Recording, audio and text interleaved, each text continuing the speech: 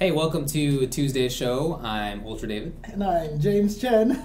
How's everybody going?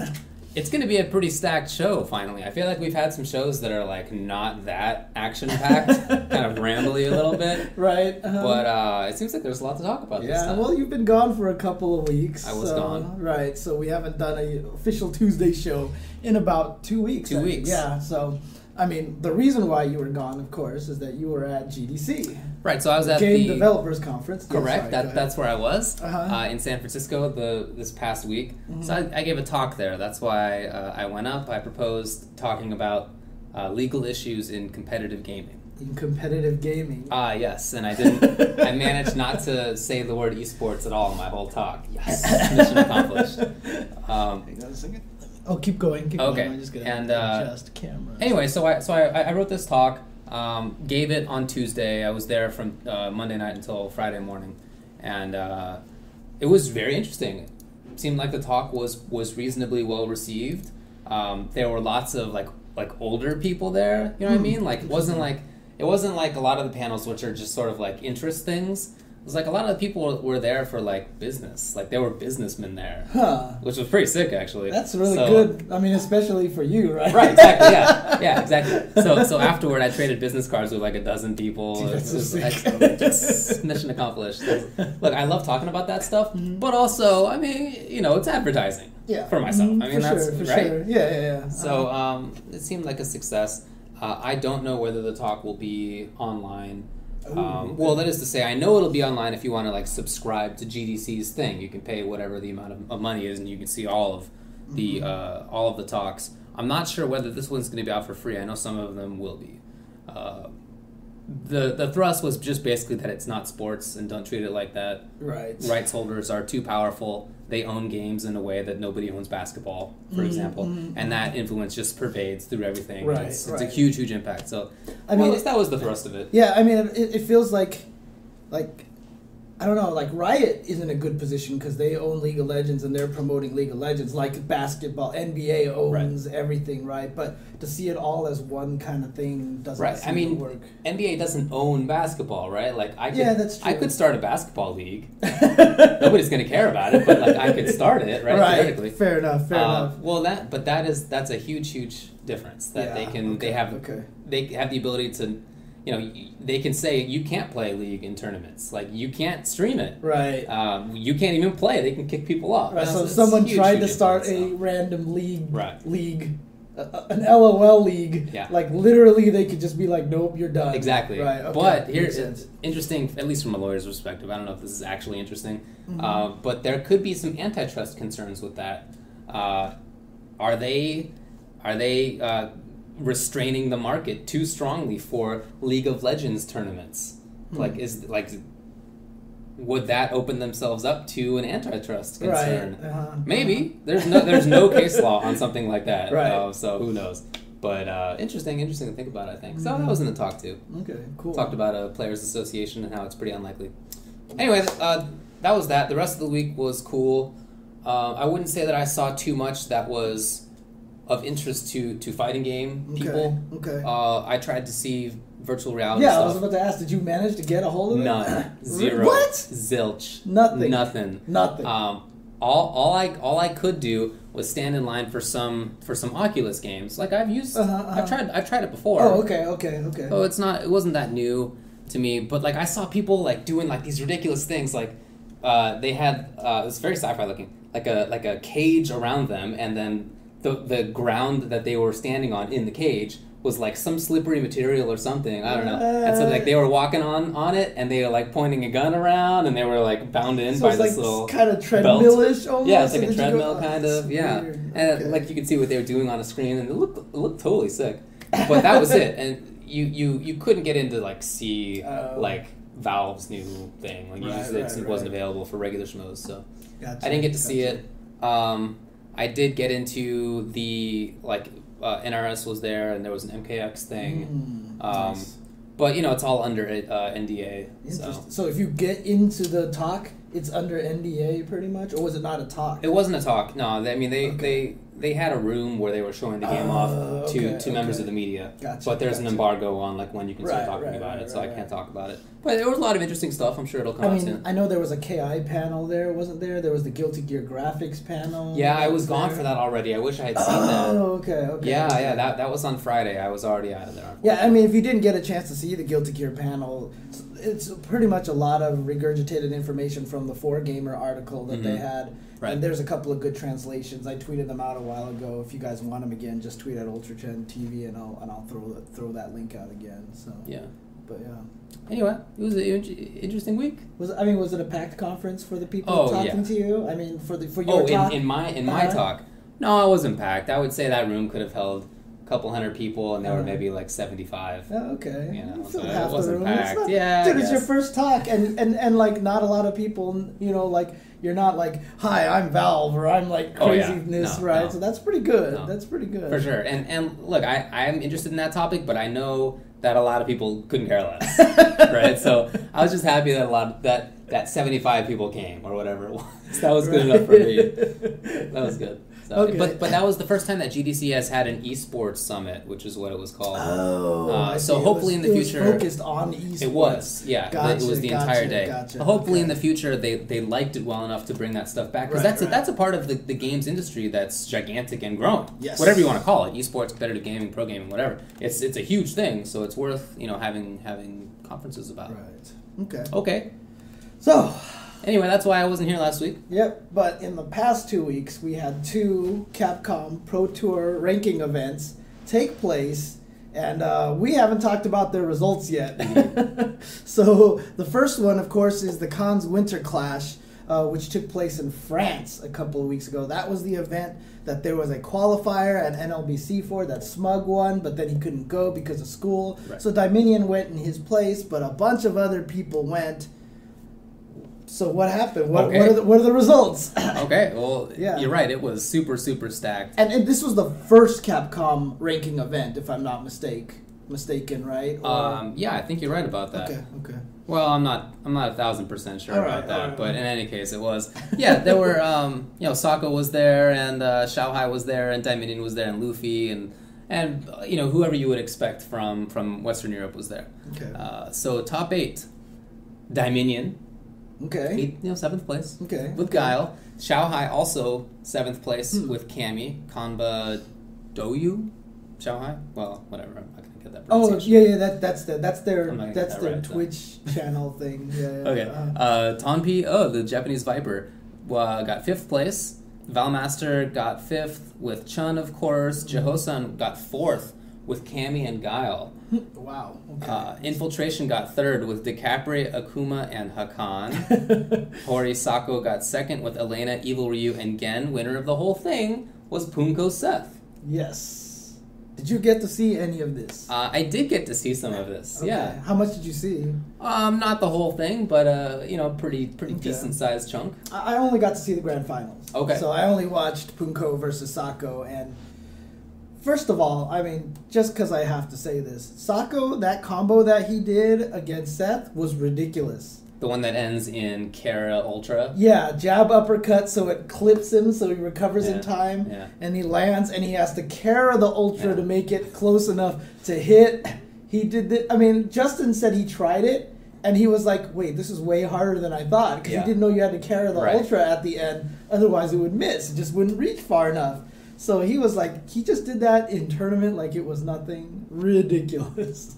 I mean, that's ridiculous. That's Sako, right? Like, he's been doing that for 20 years. That guy is nuts. But how about Punko? Yeah, I think it's great. Yeah, he starts off the year really well. If I remember in the Capcom, I think this was the first one, because I remember he was the only one with He was highest ranked in points because this was the only event. Mm-hmm. So Capcom Pro Tour site is already starting to show all the rankings and stuff like that. Yeah, and last time I looked, it was before Abigget, so Punko was the only one up there. Okay. So he's starting the year off well with points. Awesome. So, yeah. I'm really happy for him. He didn't get into Capcom Cup last year.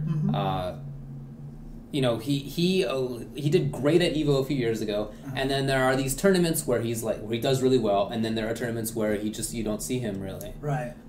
So for him to win this one, he did well at Shadowloo not too long ago. So yeah, it's a good year for him so far. I think it's great, and I think it's really cool that he's making Seth work, because Seth was one of those characters that everybody was like, man, this character is like so useless now. They just like did all these things. But really, it's just that whole thing where, I mean, giving him extra health and like a lot of better normals, really a lot. It was a lot more than I think people gave it credit for. And so I just think he's a much more solid character now. Oh, yeah. It's kind of like, I mean, he definitely lost a little of the Vortex, so he's kind of like Fuerte, except Fuerte didn't lose any of his Vortex. yeah. But they both became more well-rounded characters. I agree. So, yeah. I think Seth is a good character. I feel I agree. That 50 health, that sounds so minor, but that's the difference between him, being able to try one more mix-up or not, or being able to like throw one more Sonic Boom and not get killed for it or whatever. It's good. Yeah, It's exactly. Good. So. I was impressed by Jehosan, the European Kami guy. I thought it was DeCaprit. Oh, maybe they have it. Maybe they have it written wrong. Yeah, I'm not sure. Yeah. In any case, I was impressed by him. I hadn't heard his name before.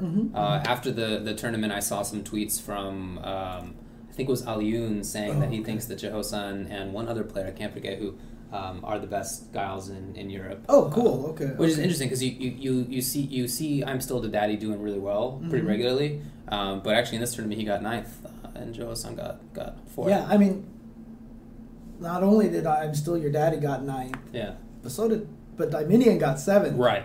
So that's a lot. That's a lot to his credit on how good his Guile is. Know that he plays higher than Dominion. What are you talking about? Yeah, DeCapri, Guile, and Cameo. Okay. Used all 3. That makes sense. Fair enough. Well, one of the reasons that I think he did better in placings than Dominion is a couple of different characters to pick from. I really feel like that's that's a big thing. Afterward, Dominion was tweeting, and he said something along the lines of like he's kind of not he has respect for sticking with one character. That's why he's been doing it. But that maybe it's time to put that on the wayside. I remember because I responded to a lot of those tweets and I was like, dude, forget it. Just start counterpicking, because that's what we did a long time ago. Oh, sure. Like on all the ST tournaments, Alpha 2 tournaments, whatever, nobody had character pride back then. Oh yeah. We just picked whoever we needed to win. That's the way it worked. Of course, it's a lot different now. I've mentioned this before because Street Fighter, like I said, in ST, if you pick 2 characters, you have less matchups to learn than one character in Ultra. I didn't think about that, but you're right. Right? So, it is harder these days. So I can't blame people for sticking for one character, but learning a secondary is kind of important. So, yeah.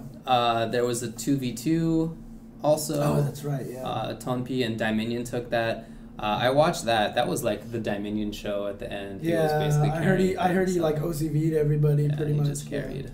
Yeah. Nice. KOF, Shanghai won KOF. I guess that's not a big surprise. Probably also not a big surprise is that Sako took Guilty Gear over Kungster. Oh, that's it. Okay. Yeah, well, all right. Yeah, Kungster's been losing all the Guilty Gear tournaments. He's been getting second place to all the Japanese players who come and visit, right? Was Dogura last time, I think? I think so. I mean, look, if you're going to lose to a couple of players, like, those are pretty good ones. Get second place, too. So. Okay. All right. You want to switch over to Abigget Cup or anything else to say? Let's go to Abigget Cup here. Okay. So this was another... And this is cool because this, if I'm not mistaken, was in Indonesia. Correct. So very cool that they get their own, they get an event here. And, so, I mean, how did that go? What's the results there? Yeah, it was in Jakarta. You're correct. Top 8, Dian with Guile and Bison. Wow, those two? I don't think I've seen a player have those two. I mean, not that that's crazy. It's just I don't think I've seen it. Also 7th was Cody with DeCapri, Poison, and Ryu. Then Saman with Abel got 5th. Sonic with Ibuki and Dalsum got 5th. Okay, that's an even stranger pair of characters, I think. Why would you ever go Sim over Ibuki? I'm trying to think of a matchup where I think that's reasonable. I don't even know. It's like Dalsum with the secondary of Ibuki never plays main. Right, yeah, exactly, yeah. I only use Ibuki in all of Dalsum's bad matchups. Dude, yeah, that was always the joke in Third Strike for low-tier players. Like, oh yeah, I main Q, but for his bad matchups, I pick Chun-Li. Like, okay. Right. Xiaolong got 4th with Bison. Chuan got 3rd with Guile, Fei Long, Zangief, and Yun. Dang. Oh, whoa, okay. That's a lot. Then 2nd place was Human Bomb, CCG Human Bomb with Sakura, Poison, and Ryu. And then winner of the whole thing was Dark Jiwa with Ken. That's right. We discussed this a little bit before we even started the show, and I said this, but Ken is getting getting a lot of play here. He's doing well in these tournaments. Here's the thing about Ken. I don't think that it's weird. I feel like he's the best tournament Shoto. Okay, right. That's not to say that I think he's like the best character, Mm-hmm. although I think he's good, really good. But, for example, Evil Ryu, I feel like Ken does better than Evil against Dalsum and some other characters. Mm-hmm. Basically, in fact, all the characters I play, I feel, the grapplers and Dalsum, I feel like Ken does better. Right. Now, maybe he doesn't do as well in some other matchups, and certainly he isn't as explosive, but I feel like he's like a more... He's one of the few characters in the game who I feel like you can really just get by playing Ken. Yeah. Like, you don't really need a counter pick. But, just as a total sidetrack, Yes. what did you think about Momochi saying that the only S characters were Evil Ryu and Akuma? Is that so? Yes. I didn't even know about that. He said that. He said That's the funny. best characters were Evil Ryu and Akuma. Well, like I said, I'm not... I feel like there's a difference between saying he's the best tournament Shoto and saying he's the best character overall. I feel like the characters that you're going to run into as Ken in a tournament, Ken's going to do better for you, like, over the long haul. Yeah. But I was personally happy to see know. Momochi say that Akuma was super good, because I still think he's super good. I still think he's super good. When I say the best Shoto, I have to say it like that because I feel like Evil Ryu and Akuma are both like right up there. They're like not that, they're like right there. So no, he's good. Yeah, he's really good. Yeah, I feel like he's a stable character. No, but that's really awesome for Dark Jiwa. Yes. He's been to Evo before. He's been doing well at a lot of these recent tournaments and such. Wasn't he in the CPT Asia top 8? I'm pretty sure he was. Yeah, that the finals last year, right? So, so it's awesome to see him doing well. More players from China representing besides just Xiaohai and Dako, right? So it's really cool to see more players from that country step up. Yeah. But yeah, I mean, like I said, the main thing that I took away from that is just Ken. I mean, it's really interesting too, because I watched grand finals of this, and Human Bomb tried 2 different characters, not Sakura, against Dark Jiwa right away. I don't know, maybe they fought in winner's bracket and he lost. Poison and Ryu? Yeah, it was Poison and Ryu. And then they both got destroyed. Did they? Yeah, Okay. they did not do well. And then he went to Sakura, and then he did really well. Oh, okay. So I feel like if he just went with Sakura the whole time, it might have been a little bit different. But yeah, I mean, he put himself into an 0-2 hole right away, and then played Sakura, won a game, and then did really well, and then lost the 4th game. So yeah, that sucks. So That's heartbreaker. That's the anti have a secondary character syndrome, right? So, Yeah, you're right. Yeah, you're right. Sometimes you second guess yourself in those situations. As far as Ken versus Poison goes, I remember Shen saying that he played Poison versus Dark Jiwa's Ken and just got lit up. And this was before Capcom Cup last year. And he knew as soon as that happened, if he played against Momochi, he had no chance. Yeah. Well, I mean, with Poison, No, right? he's just in general, because he tried all of his characters and he lost them. He just lost. Right. And he tried Poison, who he thought was going to be like a good character pick, like this makes sense to him. Right. And it got lit. Yeah, it's really interesting, because especially that Poison Ken matchup. Like, I just recently went online and I was messing around with Ken, right? Okay. And I fought a couple of Poisons. And just from a very low-level standpoint, and on paper, it feels like Poison should destroy Ken. Okay. Like, it just feels that way. That makes sense, yeah. But, I guess once Ken gets in, he can apply a really good pressure against her. And, I mean, even though I think Poison, on paper, I think I actually won my matches against the Poisons that I played. So, I don't remember now. I'll have to go check the records.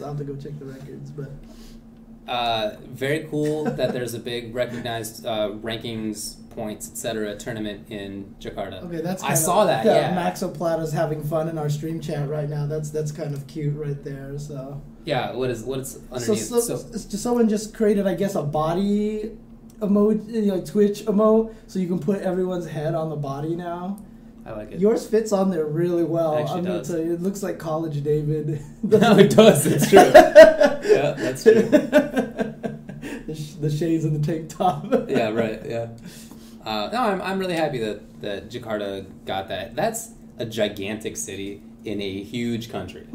Huge country, geographically and in terms of numbers of people. So that's the kind of place that the CPT really has to have if it's gonna say that it's like an international thing. Yeah. And so I'm really happy to see that it did. Yeah, again, Capcom Pro Tour, I love the fact that they picked a lot of places, and we'll get into this a little bit more, but Capcom Pro Tour, you can already kind of feel its effects on a lot of these tournaments and stuff. Like, we'll talk about Final Round in a little bit, because that place is going to be jamming.